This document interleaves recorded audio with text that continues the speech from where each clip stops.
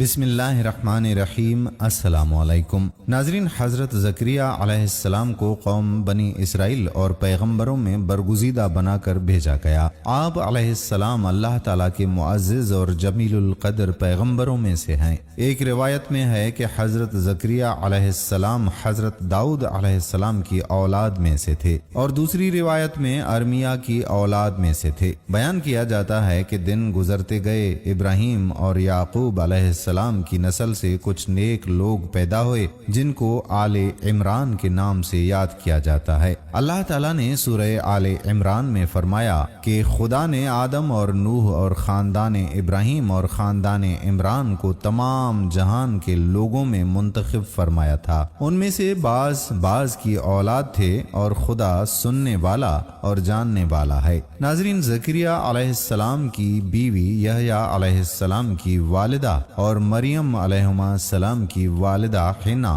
دونوں حقیقی بہنیں تھیں، جبکہ زکریا علیہ السلام رشتے میں مریم علیہ السلام کے خالو لگتے تھے۔ حضرت عمران علیہ السلام کی بیوی نے منت مانی تھی کہ جو بچہ پیدا ہوگا اسے بیت المقدس کی خدمت کے لیے وقف کر دیں گے۔ حضرت مریم علیہ السلام کی پیدائش کے بعد جب انہیں بیت المقدس میں لایا گیا تو ان کی کفالت کی ذمہ داری اللہ نے حضرت زکریا علیہ السلام پر ڈالی۔ آپ علیہ السلام بنی اسرائیل میں معزز شخص مانے جاتے تھے۔ حضرت زکریا علیہ السلام کی کفالت میں مریم علیہ السلام نے بہت اچھی پرورش پائی، اور وہ نیک، عبادت گزار اور بہت زیادہ سچ بولنے والی تھی۔ سورہ آل عمران میں ارشاد ہوا تو پروردگار نے اس کو پسندیدگی کے ساتھ قبول فرمایا اور اسے اچھی طرح پرورش کیا، اور زکریا کو ان کا متکلف بنایا۔ زکریا جب کبھی عبادت گاہ میں یعنی مریم علیہ السلام کے پاس جاتے تو اس کے پاس کھانا پاتے۔ اس کیفیت کو دیکھ کر ایک دن مریم سے پوچھنے لگے کہ مریم، یہ کھانا تمہارے پاس کہاں سے آتا ہے؟ وہ بولیں،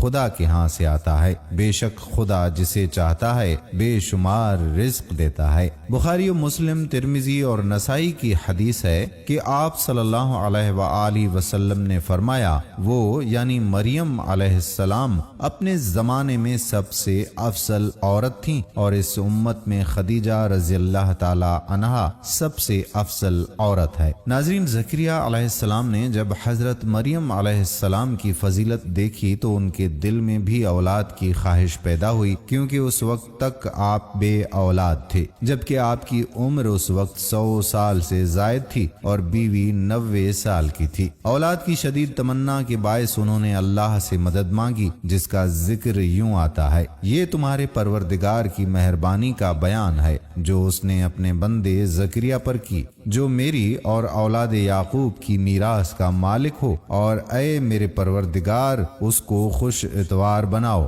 زکریا علیہ السلام اپنے دور میں اکیلے ہی نبی تھے۔ ان کے دور میں اصحاب اور رشتہ دار میں کوئی قابل آدمی نہ تھا، تو ہم نے ان کی پکار سن لی اور ان کو یحییٰ بخشے، اور ان کی بیوی کو ان کے حسن معاشرت کے قابل بنا دیا۔ یہ لوگ لپک لپک کر نیکیاں کرتے اور ہمیں امید سے پکارتے اور ہمارے آگے عاجزی کیا کرتے تھے۔ ناظرین، زکریا علیہ السلام یہ سن کر خوش ہوئے اور حیران بھی، کہنے لگے کہ پروردگار، میرے ہاں کس طرح لڑکا ہوگا جس حال میں میری بیوی بانجھ ہے اور میں بڑھاپے کی انتہا کو پہنچ گیا ہوں؟ اللہ تعالیٰ نے جواب دیا، حکم ہوا اسی طرح ہوگا۔ تمہارے پروردگار نے فرمایا ہے کہ مجھے یہ آسان ہے کہ میں پہلے تم کو بھی پیدا کر چکا ہوں اور تم کچھ چیز نہ تھے۔ زکریا علیہ السلام نے عرض کیا کہ اے پروردگار، میرے لیے کوئی نشانی مقرر فرما دیجئے۔ فرمایا، نشانی یہ ہے کہ تم صحیح و سالم ہو کر 3 دن رات لوگوں سے بات نہ کر سکو گے۔ جب اللہ نے نشانی ظاہر کی، چنانچہ جب وہ وقت آیا کہ آپ علیہ السلام بول سکتے تھے مگر بول نہ پائے، اور صبح و شام اللہ کی عبادت میں مصروف رہتے،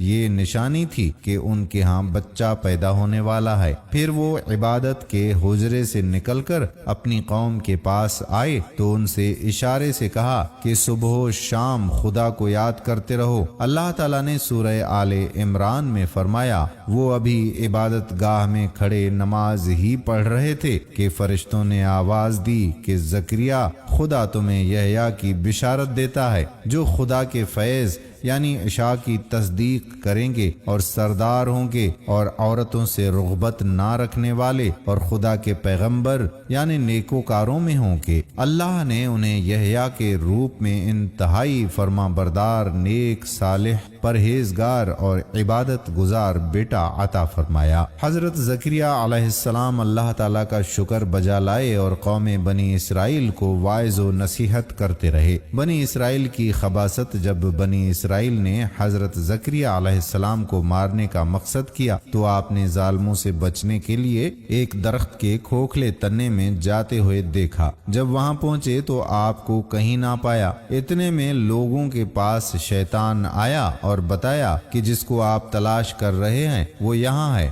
اس کے بعد آپ کو شہید کر دیا گیا۔ ناظرین، انسان کتنے ہی بلند و بالا مقام پر پہنچ جائے اور اللہ کے ساتھ اسے زیادہ قرب حاصل ہو جائے تب بھی وہ اللہ کا بندہ ہی رہتا ہے، اور کسی بھی بلندی پر پہنچ کر وہ اللہ یا اللہ کا بیٹا نہیں ہو سکتا، نہ اس کا شریک ہو سکتا ہے۔ اللہ جل شانہ کی ذات پاک وحدہ لا شریک ہے، لہٰذا ہمیں اپنے آپ کو لمحے لمحے گمراہی سے بچانا چاہیے تاکہ اللہ کی پکڑ سے بچے رہیں۔ اس کے لیے ایمان کی مضبوطی حد درجہ لازم ہے۔ ایمان کے لیے لازم ہے کہ اس کے ساتھ اسلام بھی پایا جائے۔ اسی طرح حقیقی اسلام کے لیے شرط یہ ہے کہ اس کے ساتھ ایمان بھی ہو۔ ایمان دین کی ہر اس بات کو دل سے سچا ماننے اور زبان سے ان کا اقرار کرنے اور اپنے عمل سے اس کو ظاہر کرنے کا نام ہے جو اللہ تعالیٰ نے اپنے بندوں پر مقرر کر دیا، جبکہ اسلام اطاعت، فرما برداری اور عمل کرنے کا نام ہے۔ اللہ تعالیٰ ہمیں پرہیزگاری عطا فرمائے اور دین کی تعلیمات پر پورے طور پر عمل پیرا ہونے کی توفیق عطا فرمائے، آمین۔